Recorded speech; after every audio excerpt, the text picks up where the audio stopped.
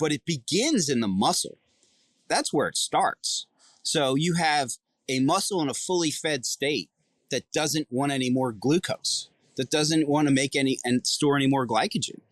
And so there's a resistance. Those receptors are closed. Those gates are closed. So insulin gets higher and higher to try to force that through. And your body is just resisting it. Well, what do you do? What happens? What actually happens in the state of exercise is you start to, use that fuel, and those receptors, they just roll out. And then you don't even need insulin. Glucose just passively flows into the muscle.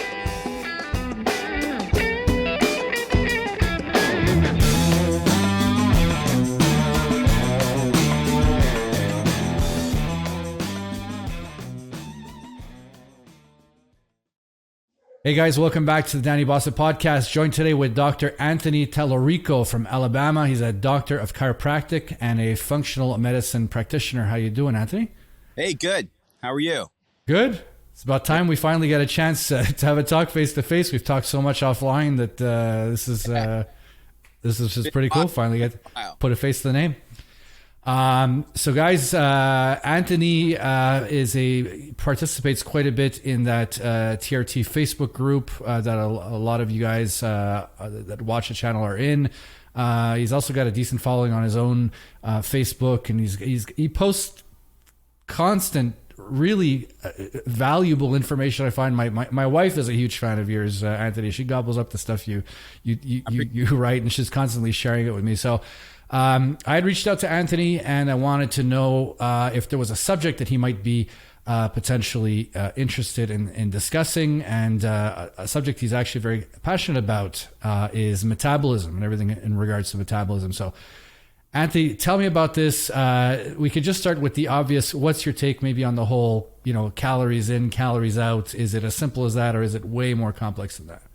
I would give a two-part answer in the sense of, it is as simple as that, but then there's lots of nuances.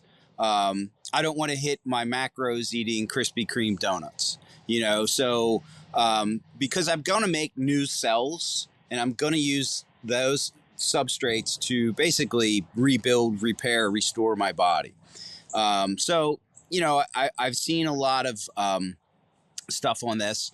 I tend to think we do best in a whole food, sparse ingredient type of diet. If I'm going to eat meat, it's meat.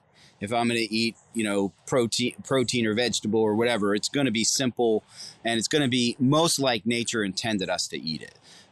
So that's kind of how I frame a lot of my work, is just whole foods, simple foods, things that your body kind of has a history of dealing with. So yeah, calories in, calories out. I mean, obviously if I eat 5,000 calories a day and my metabolic needs are only 2,400, I'm going to gain weight. That's pretty simple in that sense. So in a sense of physics, yes. In a sense of like nuanced biochemistry, there's some modifications that definitely occur, especially in different individuals. Right. So obviously if you're eating 5,000 calories in your example and you only need 2,000, then you're saying, well, the 5,000 calories is all protein. Right. I mean, you're going to get fat regardless, even though you are. You're find a way, store that away, and, because your body it's running on this 2 million year old DNA. So so we kind of forget that these same systems have been in place forever. And so if you and I were cave people, we had, a great kill, and we had all of this food. We're going to eat as much of it as we can before it spoils. And we're going to store some of these nutrients and fat, because it strengthens our ability to survive what might be the coming next weeks, which might be very lean. So right. We're still using this same DNA, this same blueprint, but we have a refrigerator 6 feet away from us that we can go and get a harvest anytime we want. Yeah. And the other big thing is that the guys back then weren't saying, I'm trying to up my calories to X amount and my protein intake to X amount because I'm trying to develop my pecs more, and I really want to get ripped for the summer for the beach. Like, that wasn't the mentality whatsoever. So the way we're looking at food today is probably also very different in that regard. Absolutely. Absolutely. The way I think about it is we have this old blueprint that we're all operating off of, but we're exposing ourselves to modern day stresses that didn't exist when the blueprint was put in place. You know, like if you go in the Bible, there's nothing in there about how to defragment your hard drive. You know, so but we have this primitive system running all the time that governs, and its job is for us to survive and be safe. So that governs a lot of activity, and in not just the physical world, but also the emotional world, you know, because you can stop yourself from doing things because you don't feel safe. And but, you know, our ancestors didn't live a life like we live. And as a result, the metabolism and the metabolic issues that we deal with now are at epic proportions. You know, you have something like in the United States, I don't know about Canada, but in the United States, you have like about 120 million of the 330 million people are either insulin resistant or type 2 diabetic, and they might even not be aware of that. And it's just simply because they're living outside of the confines of how this blueprint is set up to work. You know, they're sleep deprived. They don't get any light. They're in a constant temperature bubble all the time. They have unnatural habits. They're eating foods that are, you know, calorie dense, but nutrient deficient. They're not exercising. They're not active. They're very sedentary. So all of these things, in a sense, put on the stresses to their body. And as a result, instead of coding for health and wellness, it's coding for sickness, and people are upset about it. And yet they're every parameter that they need to toggle the switch on, they're resistant to. Okay, well, you have to get up and, you know, exercise. Well, I don't want to exercise. Well, you can't eat, you know, Krispy Kremes all day. Well, I mean, that's what we have at the office with coffee. So that's what we, you know, and so this is the stuff that I deal with, and I deal with the people usually after there's a crisis. So they've already come and now they're in a crisis state. Yeah, they always seem to want to address it after the disaster happens. Exactly. You know, it's very much like that in so many different realms. You know, to give it an analogy, I've got an IT business, and I'll tell people, you know, we need to put in security and make sure you get hacked or whatever, and they don't want to, and then they get hacked, and then it's like, okay, we need security, and you're just like, you know, or the guy that you're telling, you know, you really don't want to smoke, you're going to get lung cancer, or you're going to get some kind of cancer. And they keep smoking. You know, I've been smoking and it's fine, and I haven't got. And then they get the cancer, and then it's like, okay, well, now I really need to consider not smoking. It's always after the disaster happens, that's when they realize, okay, I think maybe it might be a good idea to do something about it, instead of doing it up front. You were mentioning as a population, we are on the precipice of disaster right now. You look at COVID. Who did COVID kill? I mean, the ones that were obese, people that have insulin resistance. Right. And so the tide went out, and we saw all the problems, you know, because we were coasting. You know, everybody was coasting, and then this virus comes by, and for most people who got it, it wasn't that big a deal. So some people didn't even know they had it.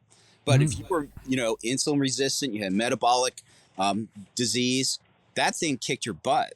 Yeah. And you go, well, why? What's the difference between Joe Average, who doesn't have metabolic disease, and this person who does? Well, they have this abnormal cytokine production, this inflammatory things going on in the background. And so, and it's all because that we're sitting on this precipice. We're on this precipice of disaster, and we just like simple solutions, you know, but the solutions are far more complex. It's not just let's toggle one thing. We got to toggle 10 different switches to get our bodies back to functioning the way they're supposed to. And one of the things I tell people who, you know, come into my programs is you'll age backwards. You're going to get younger looking. And they're like, oh, no way. And then 6 months after they're done, they're like, yeah, somebody said I look 10 years younger than what I looked like before. Yeah, because you're starting to actually make the system do what it's supposed to do. Yeah, absolutely. Would you say that, you were talking about having people that don't necessarily work out, they're staying out of the sun, they're not eating good food, and et cetera, et cetera. Would you say that one is more important than the other? So I'll just make an analogy. You've got someone who works at home, rarely leaves the house, he's rarely outside, but he eats fantastic, but not getting much sun, not getting exercise. And we'll take in contrast, let's say someone that does get a lot of exercise, is out in the sun, but he's eating crap. Would you say that there's one that's worse than the other in that regard, or they're all kind of equal? I can tell you the answer. I mean, I don't think I know. And other than that, I don't think anybody knows. I think that there's so many variables as to, like, how do you design it that you just isolate one variable and see what the effects are on the body. There's been studies that show that sunlight avoidance is as bad for you as smoking in terms of cancer, outcomes. And so you go, wow, what does that do? It does a lot. It's programming your circadian rhythm. You have this thing in your brain called the suprachiastic nucleus. It sits between the optic nerves, and basically it sets off a number of genes in your body called Peer 1 and Peer 2 genes, and it tells your body what time it is. And you think, well, why does that matter? Well, it does matter because your sex hormones and your stress hormones are all running on this rhythm. So, in natural times, let's say that you were migrating, you were hunting, you were following a herd of whatever, you were trying to hunt it, and you might not be sleeping very much. Well, at that time, it's more important to have high stress hormones and low sex hormones because reproduction is not paramount to survival at that point. It's a matter of getting game. So what happens a lot of guys is they're not sleeping enough. And what that does is that initiates the cascade of effects, a domino effect, and it causes your body to adapt. And so it says your brain and your body say, well, he's not sleeping very much. Maybe it's important that we divert energy into these other systems rather than keep a high testosterone level, because reproduction under stressful times isn't the paramount importance. It's just simple survival. And yet you go, oh, my testosterone is low. Okay, let's figure out why. How many hours are you sleeping? 4 or 5. Well, okay. Well, this is not good. This is not enough. And so, I had a guy working for me, and he couldn't get his wife pregnant. And so he was basically infertile. And I was like, man, he lifts weights, he's fit. And I said, man, there's something going on. I don't know what it is. So we, look at his micronutrients, magnesium, zinc, selenium, all those other things.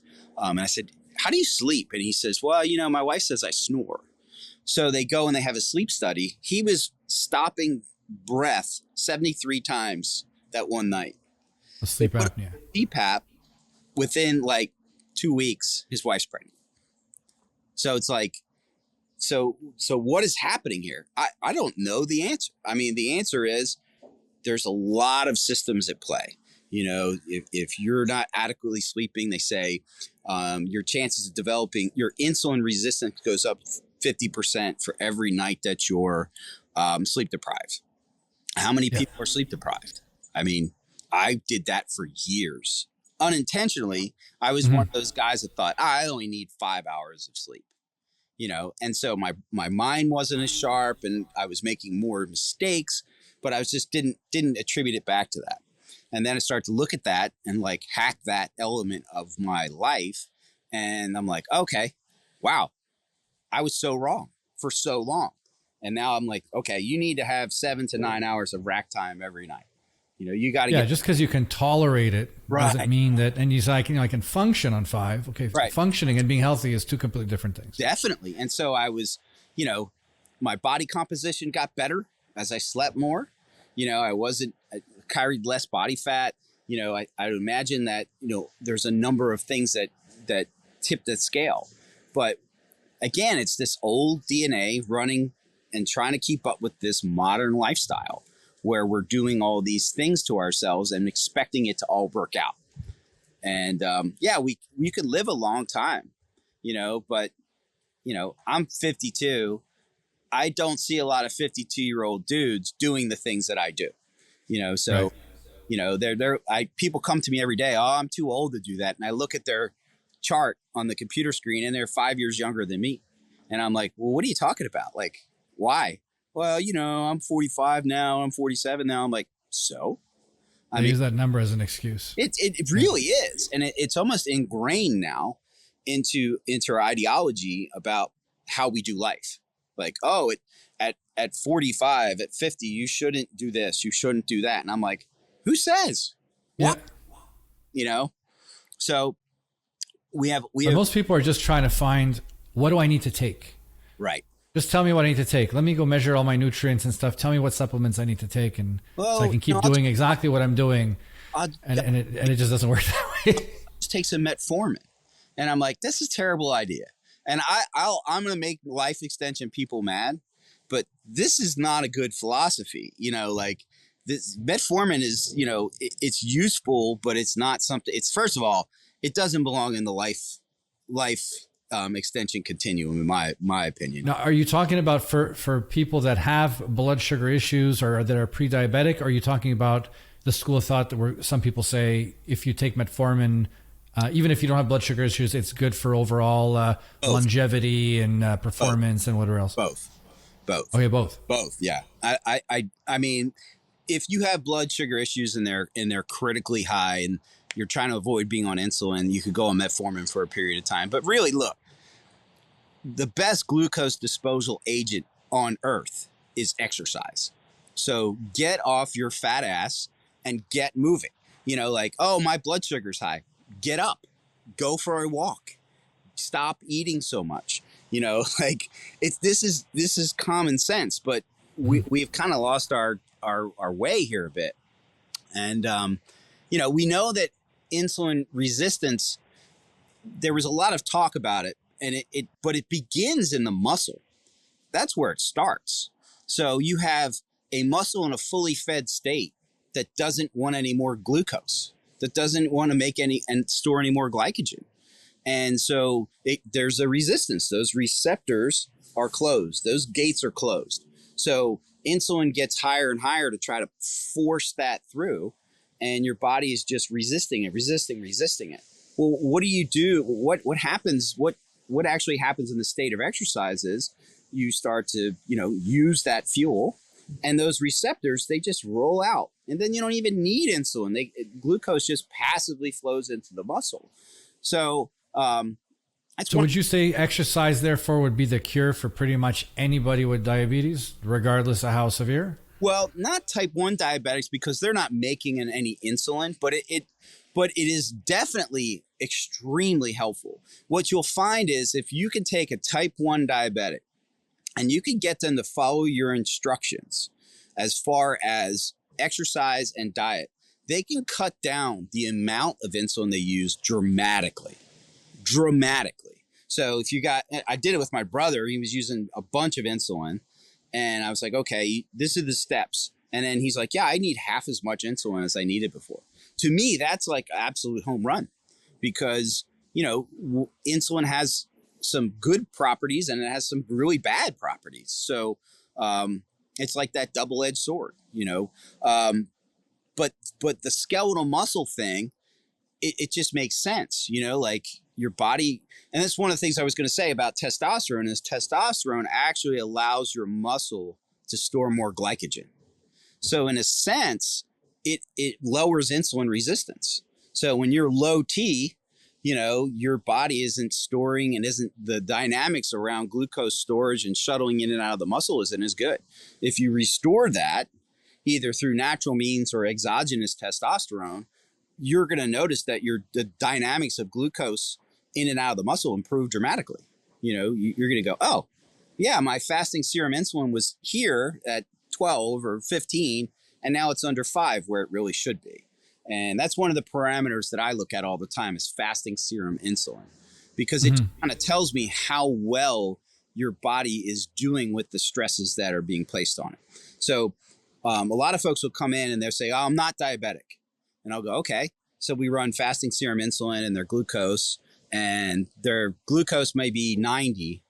but their fasting serum insulin is 15. I'm like, you're not diabetic yet, but your body is You're on the way. You are on the way, because it's taking this much insulin to keep the ranges here. And so that then you're scaling up and up and up, and it's taking more and more and more to accomplish the same result. That's the unhappy pyramid that you're traveling up, because now you set yourself up for a situation where you're just going to be resistant to all of this insulin all the time.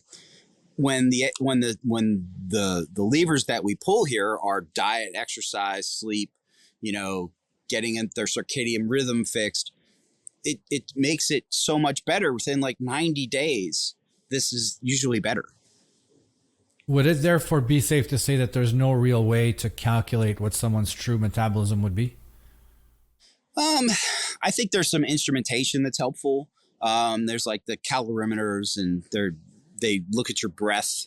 And so as you metabolize carbohydrates and fats and things, you blow off different substrates. And so you're measuring that with like a calorimeter, and it'll tell you, okay, your base metabolic rate is X. And it's pretty accurate.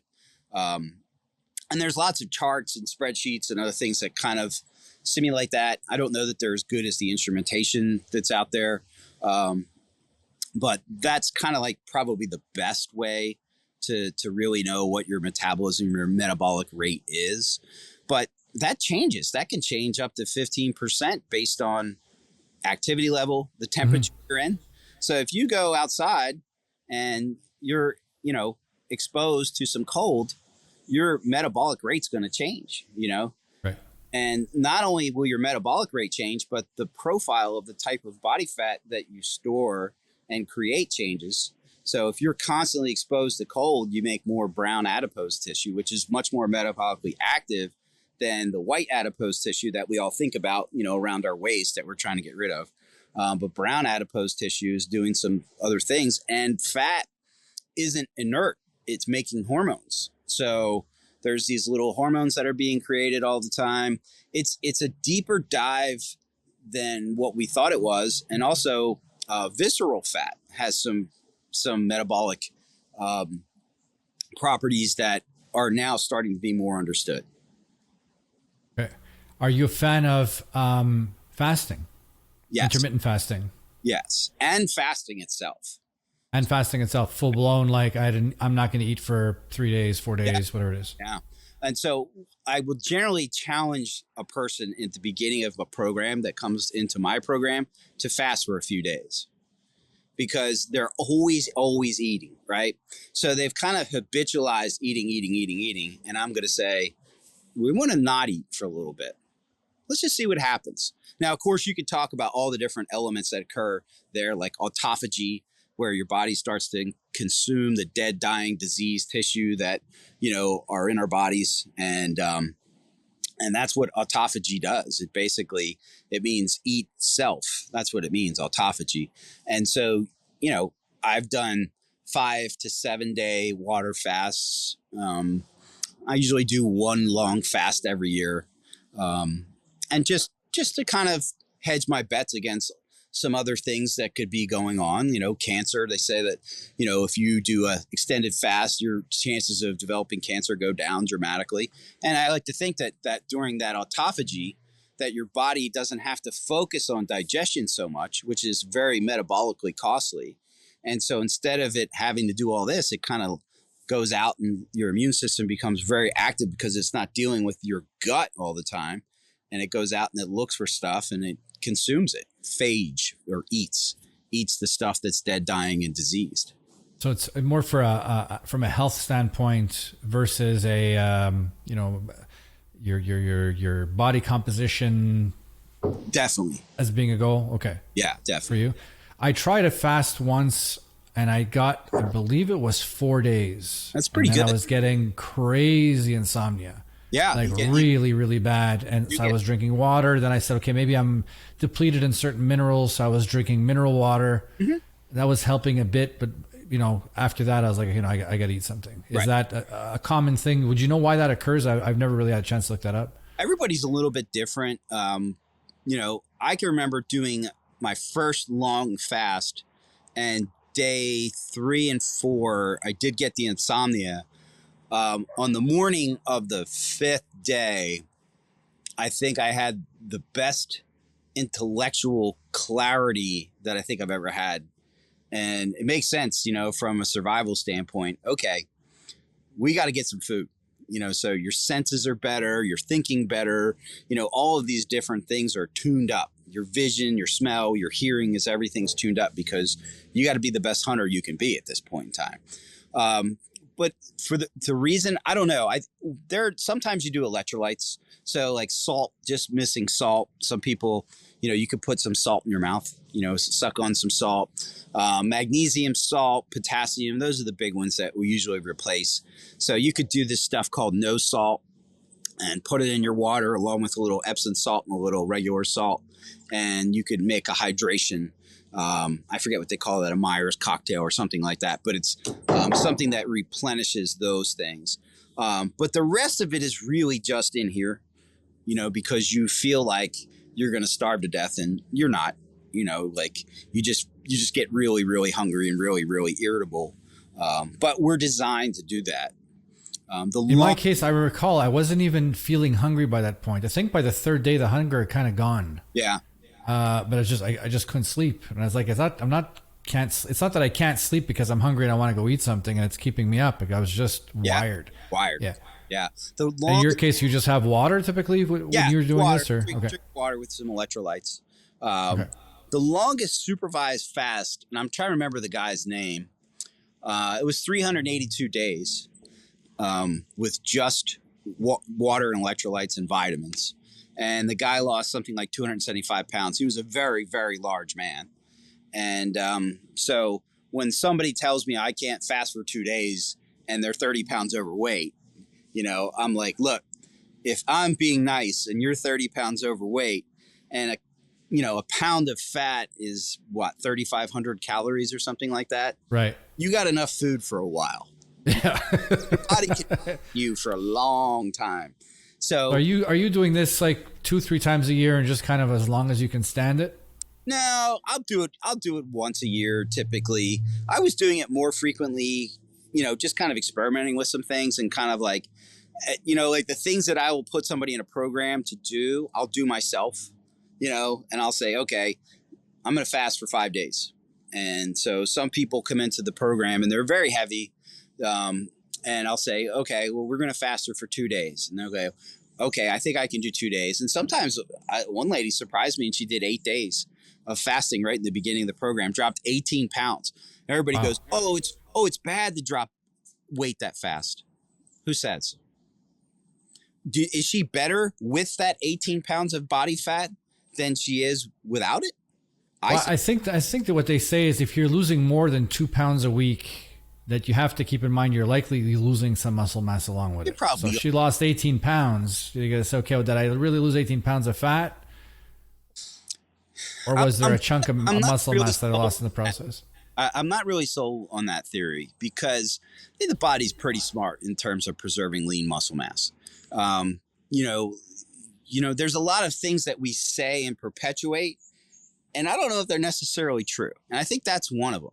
This whole you shouldn't lose weight fast thing. Well, I looked at her blood markers and they were dramatically better at the end of the period than they were at the start. So a lot of good things happened. So should you lose weight fast? I think she should have lost weight fast. I mean, she was sick.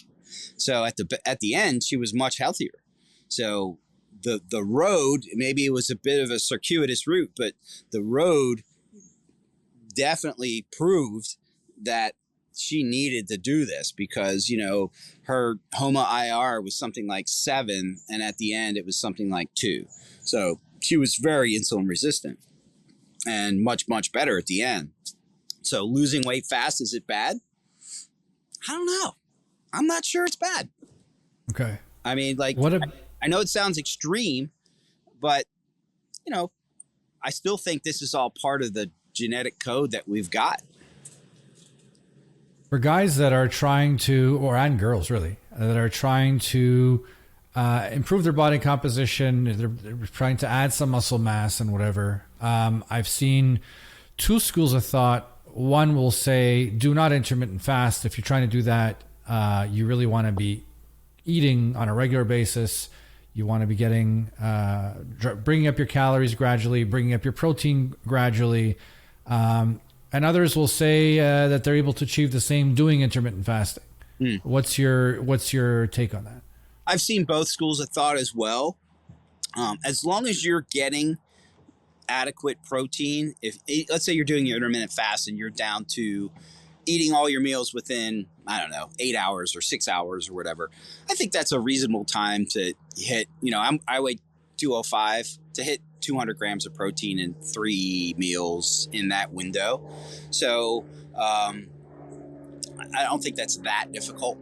Now, if you're doing a OMAD, like a single meal a day, that might be very challenging. Right. And there are people who did that and do that, and they still manage to eat, I don't know, 3,000-4,000 calories in a single sitting. I couldn't do it, but some people can. Right. The big things for gaining lean muscle mass is, first, muscle is expensive tissue. So it costs a lot of energy to keep it carried around, make it do things. It elevates your base metabolic rate. So it's expensive, and your body's not going to keep it unless it needs it. So you need adequate stimulus to make it stay. So that means pushing, pulling, hinging, bending, twisting, moving stuff around with enough intensity and frequency that your body has a discernible need for that muscle. If it does, that takes us back to what we were just discussing about the fasting. When you said, if someone loses 18 pounds in a week, I don't know if it's bad. Yeah. But someone who's losing 18 pounds in a week, their body is saying, holy shit, there's no food. Right. This muscle is expensive. Therefore, maybe I might want to cut back on the tissue a little bit. Yeah.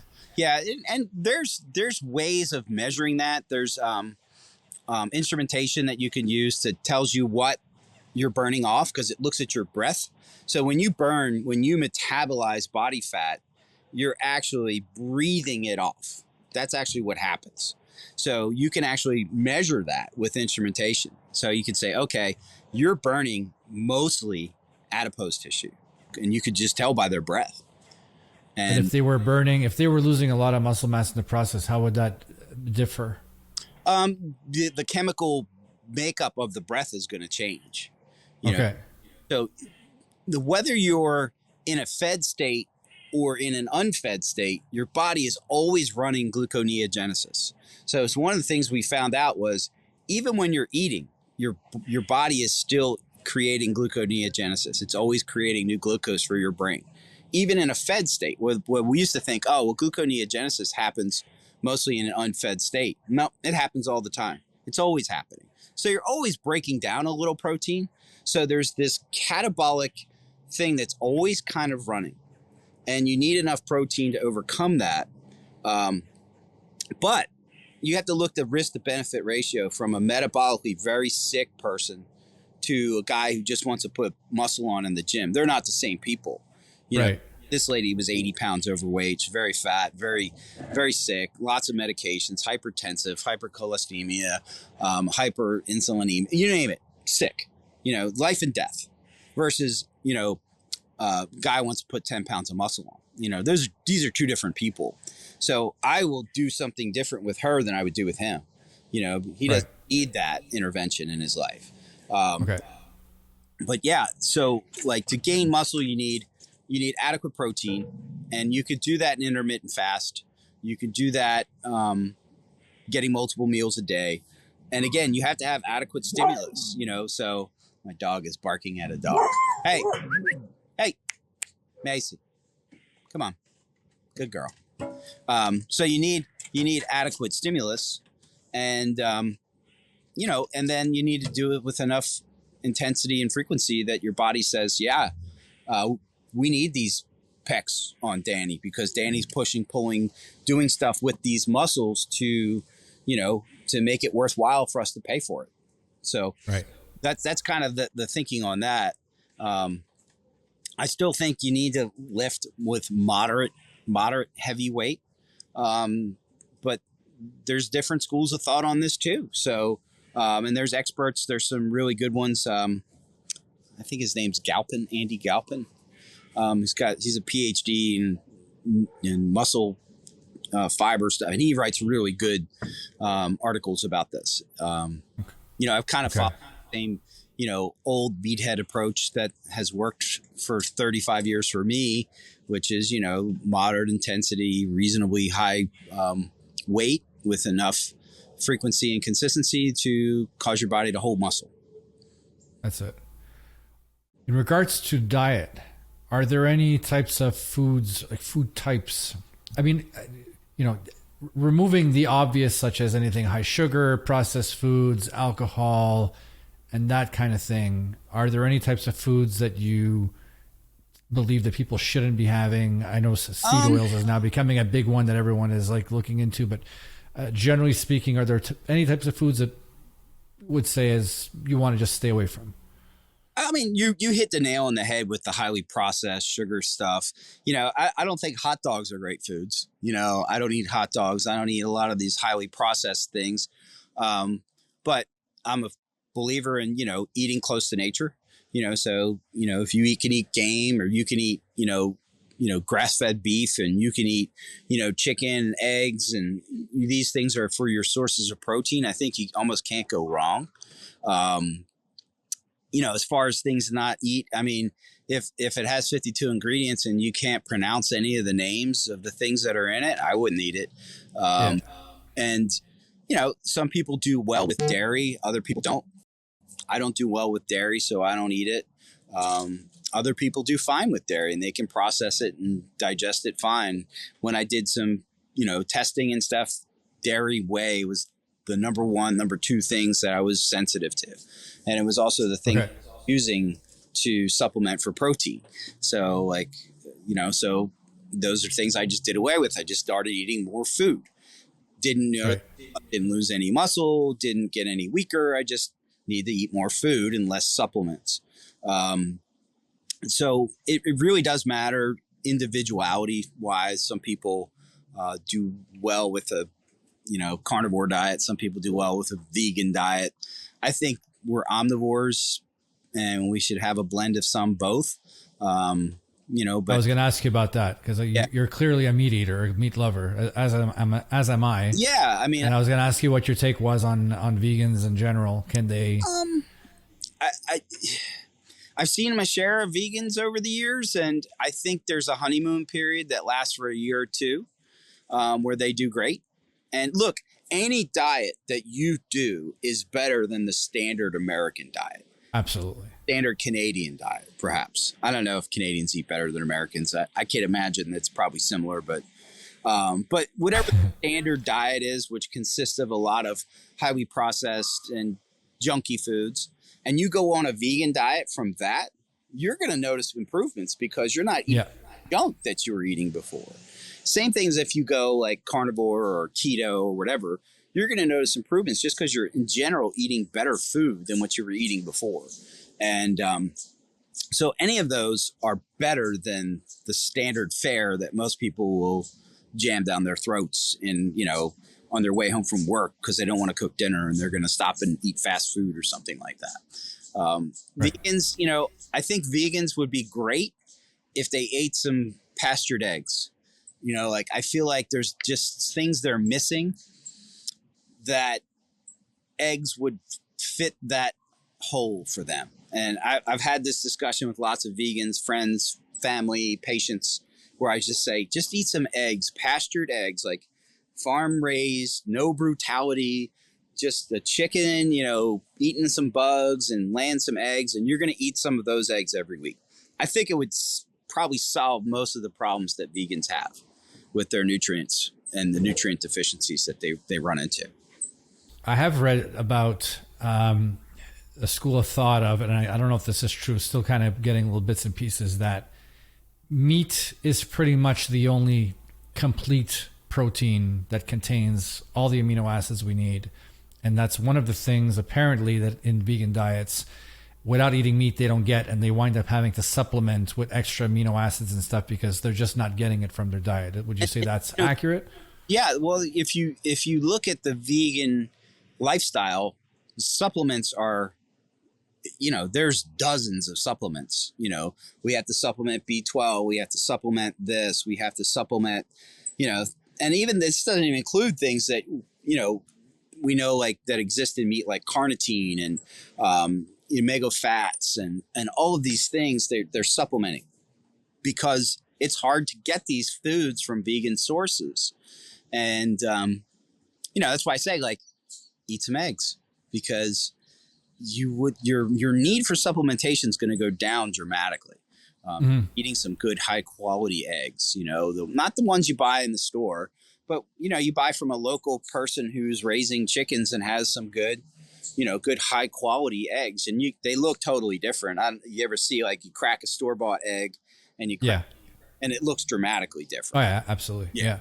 And that was always the argument I would do with people that were vegan, is I would ask them what supplements they're taking, and then they have this huge line of supplements that they would have to take, and they said, without this, I don't feel good. And I'm like, well, you're saying that your diet is healthier than the way I'm eating. Yeah. But you can't maintain that diet unless you supplement with all the things you're not getting from the diet. Meanwhile, I don't have to supplement anything. Right. I'm getting it all from my diet. Yeah. So that was the part that was always a little bit of a head scratcher for both of us. Yeah. It's not a supplement anymore. It's actually something that they need to eat in order to stay.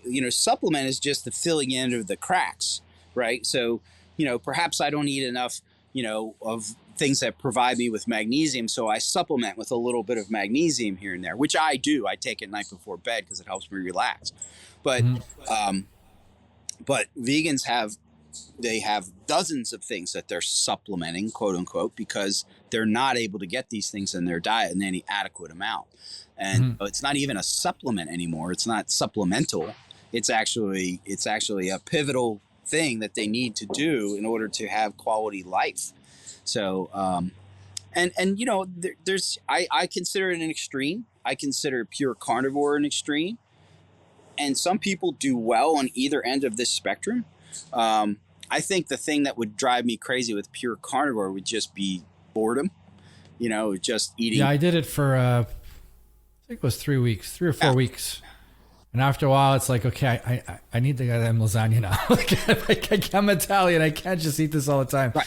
I need to have something else. But it was an astonishing change in body composition during that time. Yeah. Like, I got ripped. Yeah, I believe it. Really fast. I believe it. I think I do that you and Angie were doing that, because I was asking you what you put on it, and you're saying just salt.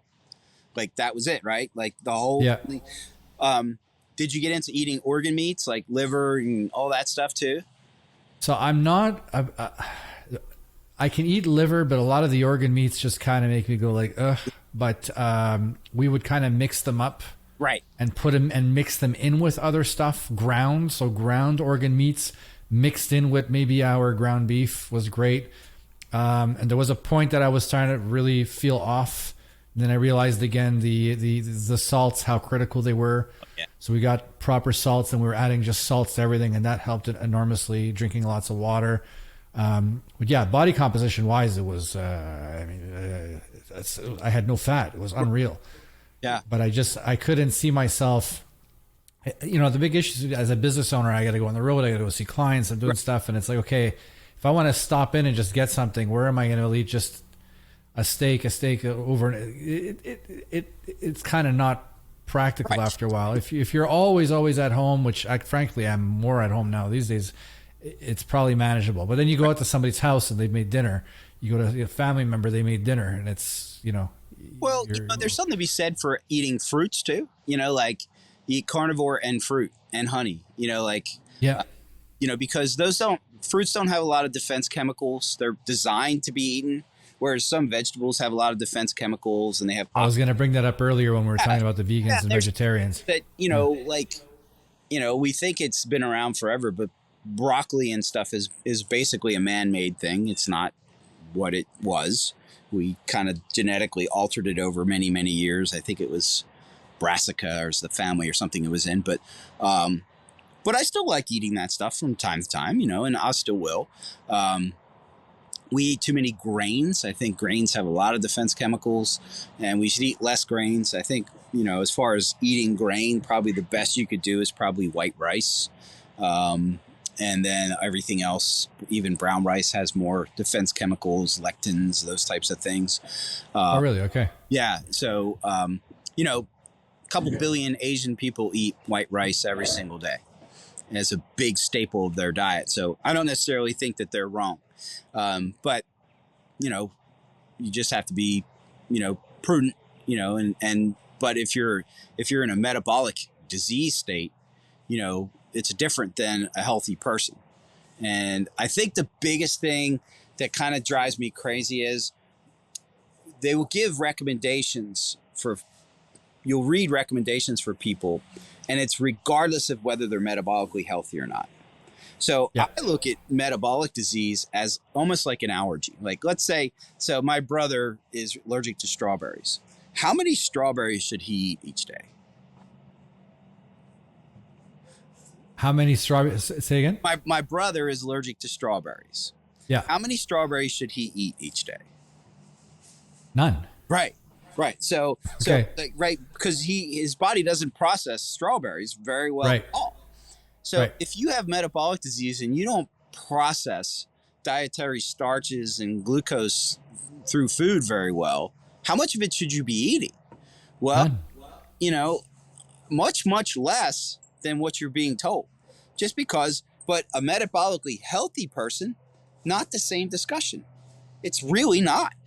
But you can't give one size fits all recommendations regardless of the state of health of the people consuming that information. This is what drives me crazy, because somebody go, oh, just calorie deficit. Not enough. So we have to change what makes up that calorie deficit, and we have to allow that disease state to heal. And if it's constantly under stress due to diet, even if it fits their quote unquote macros, they're not going to get well as fast. They're just not going to see the massive change of health that happens when we restrict one of these things. So, and the misinformation out there in regards to all of this. Oh, yeah. I'll give you a perfect example. Angie is borderline pre-diabetic simply from a genetic standpoint. Sure. Diabetes is prominent in her family, and it is what it is. When she got pregnant, her blood sugars went up quite a bit. Yeah, so she was getting gestational diabetes. Right. Met with a nutritionist in the hospital, and the nutritionist says, okay, I'm going to give you insulin. No. So she was taking insulin for a while, and she's figuring, I'm sure I can mitigate this with diet. Right. So she started going on keto and was weaning herself off the insulin and realizing, I don't need the damn insulin. If I eat this way, my blood sugars are under control, and that's it. Goes back to the nutritionist. The nutritionist is asking, how are things going? So I've stopped the insulin. I'm just eating like this, and my values are always perfect. The nutritionist is freaking out, saying, no, you have to have the insulin. Right. You're having a baby. You need carbs. You have to eat the pasta, eat the bread. You got to eat it, and then you take the insulin. And she's like, no, but I feel great. No, it's not healthy. It's not healthy. And there was arguments going back and forth. Right. And Eric Serrano, who I believe you know as well, ended up asking Angie, how were you eating during this time? And she says, well, here was my meal plan for a week. And he's got that now plastered on his wall of his office. Anyone coming in with gestational diabetes, he says, eat like this. Right. Because when you got the medical community telling you stuff that is just, it's all around the medicine, right? So they have this medicine. We're going to give you this medicine, and then we're going to change what you do to allow for this medicine to, work properly. Instead of, why don't we mitigate and make the need for medicine go away? Let's change the diet. Let's change the exercise. Let's, change their sleep schedule. Let's do all of these things. And then if we're still in a situation where we can't get this right, then you could use some of this medication, but much less, much more judicious. And, it's just such a fixable thing. That's what drives me nuts. The average family doctor has about 7 minutes to spend with their patient. So if they know they're looking at somebody who's morbidly obese, they're going to think to themselves, I'm going to give them a diet recommendation. They're not going to follow it. So what I'm going to do is I'm going to write a prescription for metformin, because I know they're going to swallow these pills. And that's the thinking. You know how I know it? Because I've asked them. So I was at a conference in January a couple years ago, and I was talking about all of this. And a lot of people at my table were medical doctors. And I was asking them questions. They were asking me questions, and they're like, we just don't have time. And I understand that, because it's true. Like, they don't have time to sit knee to knee with somebody and go, look, this needs to change, this needs to change, this needs to change. Instead, they write the script. The person takes the script, they fill it, they take the pills. Compliance is much higher. Yeah. If I tell somebody they need to do this, this, this, and this, the compliance is way low. Then they're going to come back to the doctor, 3 months later, and their disease state will be worse because they didn't comply. And the doctor's going to go, well, I'm going to have to put you on metformin, or I'm going to have to give you insulin, I'm going to have to give you Trulicity, or whatever these other new fangled medications are, which make your body make more insulin, which is not good, by the way. Or you excrete glucose through your bladder, which is also not good, by the way. There's a drug now that does that, and people get lots of bladder and kidney infections. Instead of, let's just not have so much glucose around. Let's just not have the stuff that has all this glucose.